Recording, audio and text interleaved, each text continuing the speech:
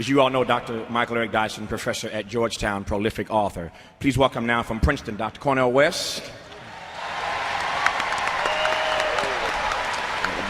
Dr. West, Dr. Dyson advances beautifully and brilliantly this conversation about the black agenda. We're going to methodically build this thing over time, the next 4 hours here. But again, I want to stay with the definition of these terms. And so, when so many black folk, in deference to, depending on one's perspective, in deference to, in defense of, in love of our President Barack Obama, say that, pardon my English, he ain't the president of black America.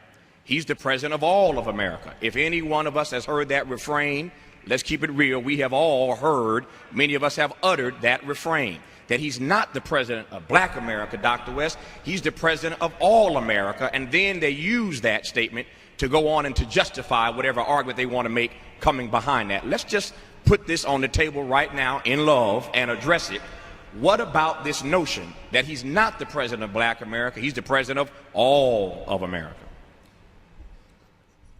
First, I just want to say it's a blessing to be here. It's always a joy to talk about loving black people. We got to start with that notion that black people are worthy of being loved, and when you love folk, you hate the fact that they're being treated unfairly. You loathe the fact that they're not living lives of decency. I salute you, though, brother. And like Brother Pfleger, I want to acknowledge, anytime I think of a black agenda, I think of Frederick Douglass, I think of Ella Baker, I think of A. Philip Randolph, I think of Martin King, I think of Malcolm X. What was it about all of them that they loved black people enough that they were willing to live and die for black people? They began with black folk on the chocolate side, and it spilled over to vanilla sides and red reservations and brown barrios and yellow slices. But it started with mama and daddy, it started with grandmama, and went on with the Jamal and Letitia. Now,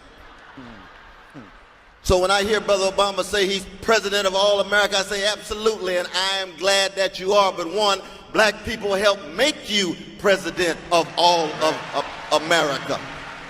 And you come out of a tradition of a people that said we love the least of these, the poor, the orphan, the widow, the fatherless, the motherless, and we acknowledge that anytime you talk about black folk in America, you're talking about a state of emergency, especially for black poor and working people.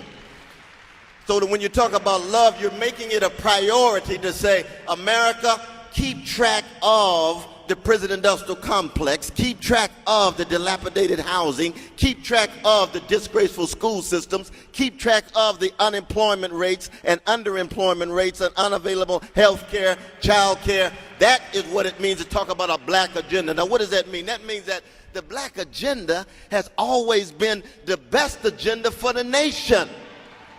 The best agenda for the nation.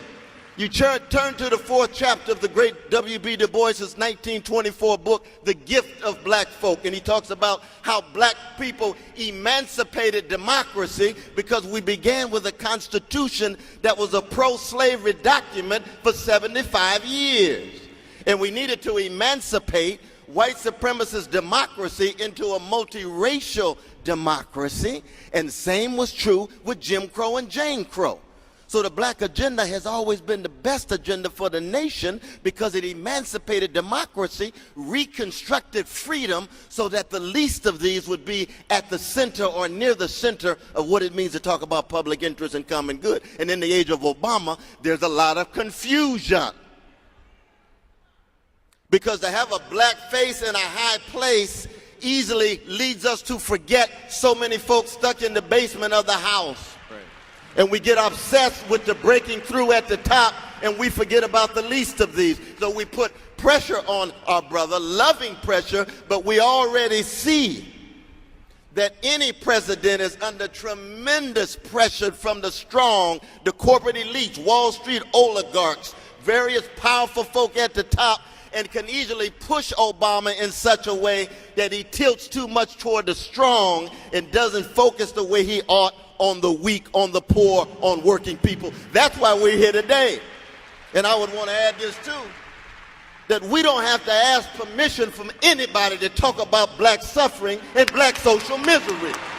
We love who we want to love. And we love other folk whether they love us or not. That's what Martin Luther King was all about.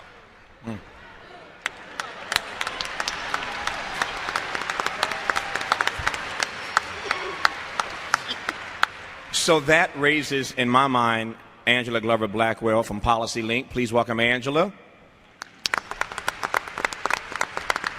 That raises, Angela, in my mind, this question. Again, we're going to try to get all these questions out that we've been talking about in the barber shops and beauty salons and all the emails I've been getting from folk all across the country for the last couple of years. We're going to put all this stuff in love on the table today.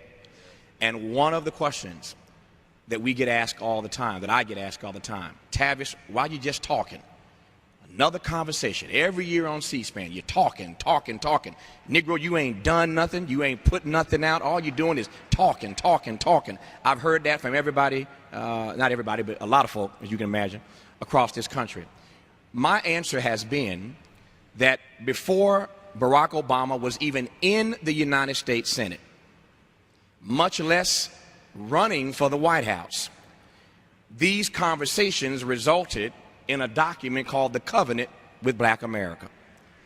And that book laid out a 10-point agenda to which we were going to hold everybody accountable when we got to 2008 who wanted to be president. We didn't know who was going to be in the race. Again, President Obama was not on the national scene. He was not a United States Senator at that time. So it was never about singling out, demonizing, casting aspersion on him or anybody else, because the field had not yet been determined when we came together to put together this covenant with Black America. You were there. Policy Link was instrumental in putting that book together. Let's go back a few years.